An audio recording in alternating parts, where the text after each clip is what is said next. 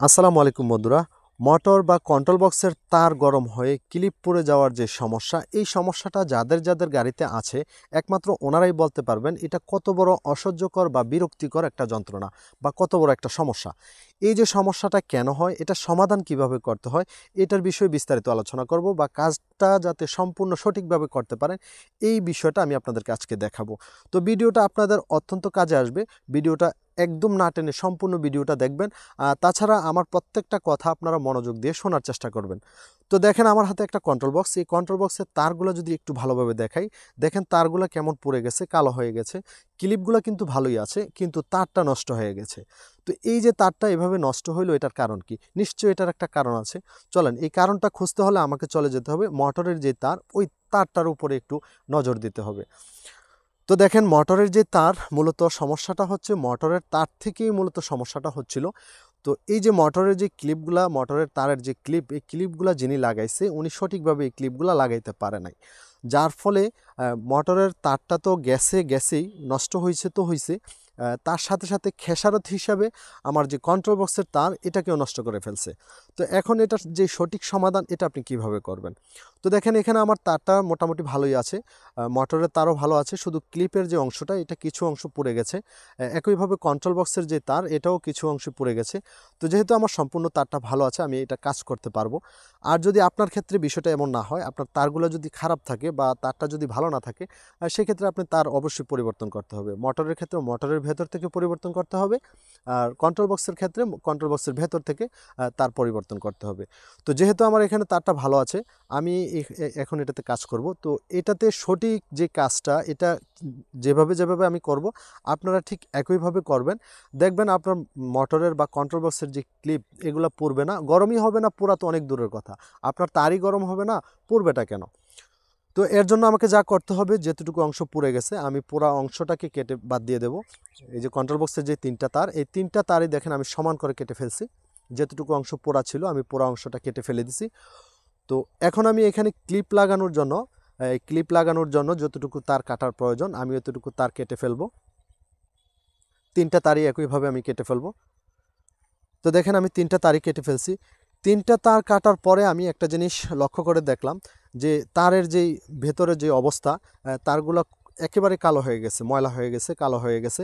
তো এখন আমি যদি এখানে সরাসরি ক্লিপ লাগিয়ে দিই, ক্লিপ লাগিয়ে যদি আমি গাড়িটাকে ক্লিপ লাগানোর পরে আমি যদি গাড়িটাকে সার্ভিসে দিয়ে দিই, মানে রাস্তায় নামিয়ে দিই চলার জন্য, সেই ক্ষেত্রে তো আমার ক্লিপগুলো আবারও পড়ে যাবে।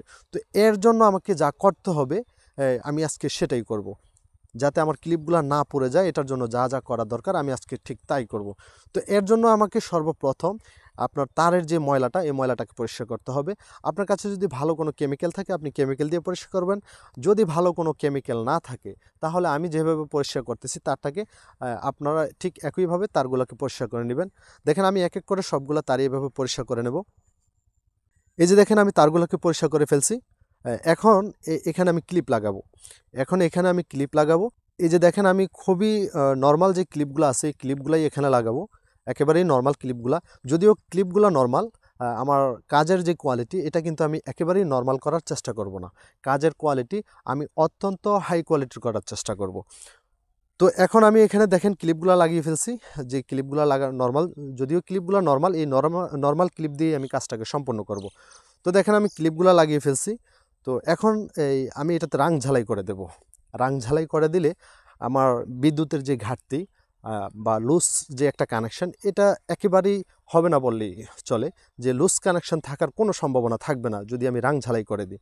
তো যার ফলে আমি আগে থেকে পরিষ্কার করে ফেলছি, তারটাকে আগে পরিষ্কার করে দিছি। যদি আমি তারটাকে পরিষ্কার করে না দিতাম, তাহলে এখানে রাং ঝালাই করতে কিছুটা ঝামেলা করতো, বা রাং ঝালাই বা সোল্ডারিং হইতো না। যার ফলে আমি তারটাকে আগে থেকেই পরিষ্কার করে ফেলছি। তো এখন দেখেন কত ইজিলি আমার এটা রাং ঝালাই হচ্ছে বা সোল্ডারিং হচ্ছে। তো এভাবে আমি আপনার যে প্রত্যেকটা তারই রাং ঝালাই বা সোল্ডারিং করে ফেলবো। তো এভাবে করলে আমার যে বিদ্যুতের সাপ্লাইয়ের যে সমস্যা এটা আর হবে না। আমার বিদ্যুৎ যদি কোথাও বাধাগ্রস্ত হয়, চলতে গিয়ে যদি বাধাগ্রস্ত হয়, সেক্ষেত্রে তার গরম হবে। আর তার গরম হওয়ার সাথে সাথে ক্লিপগুলো পড়ে যাবে, এটা স্বাভাবিক বিষয়। তো একইভাবে আমি মোটরের যে তার, ওইখানেও তিনটা ক্লিপ লাগাবো। তিনটা ক্লিপ লাগিয়ে আমি এটাতেও সোল্ডারিং করে ফেলবো। তো দেখেন মোটামুটি আমার সোল্ডারিংয়ের যে কাজগুলো ছিল, আমি কন্ট্রোলারের যে তার, এই তারে ক্লিপ লাগিয়ে সোল্ডারিং করে ফেলছি। আর মোটরের যে তার, এটাতেও ক্লিপ লাগিয়ে আমি সোল্ডারিং করে ফেলছি। তো এখন আমি যদি এগুলাকে গাড়িতে সেট করি, সেট করার ক্ষেত্রে আমাকে একটা বিষয় খুব মনোযোগ দিয়ে কাজ করতে হবে। এখানে যাতে কোনোভাবেই লুজ কানেকশন না থাকে। যদি লুজ কানেকশন কোনোভাবে থেকে থাকে বা থেকে যায়, সেক্ষেত্রে আবারও তারটা গরম হওয়ার সম্ভাবনা থাকবে। আর তার গরম হইলে 100% আপনার ক্লিপগুলো পড়ে যাবে। তো লুজ কানেকশন না থাকে ওইরকমভাবে আপনি কাজটা করার চেষ্টা করবেন। দেখবেন আপনার যে ক্লিপ বা তার গরম হওয়া তো দূরের কথা, ক্লিপ তো পড়বেই না। গরম হইলেই তো পড়বে, যেখানে গরমই হবে না ওইখানে পড়বে কেন? আজকের ভিডিওটা মূলত আমার কয়েকজন বন্ধুদের অনুরোধের কারণে করা হয়েছে। ভিডিওটা যদি আপনার ভালো লাগে বা কোনো কাজে আসে, তাহলে ভিডিওটাতে একটা লাইক করবেন। যারা চ্যানেলে নতুন আছেন, আমি বলি কি ভাই, আপনি চ্যানেলটাকে সাবস্ক্রাইব করে রাখেন। কেননা আমার এই চ্যানেলে ব্যাটারি চালিত যে গাড়িগুলো আছে, যেমন অটো, মিশুক, ইজি বাইক, রিক্সা, ভ্যান, এই জাতীয় গাড়ির বিভিন্ন সমস্যার সমাধান সংক্রান্ত ভিডিওগুলাই আপলোড করা হয়। আজকের ভিডিওটা আপনার হয়তো কাজে না আসতে পারে, পরবর্তী ভিডিওটা আপনার কাজে আসতে পারে। তাই ভিডিওটাতে লাইক করে পরবর্তী ভিডিও দেখার অপেক্ষা করবেন। ভালো থাকবেন, সুস্থ থাকবেন। আল্লাহ হাফেজ।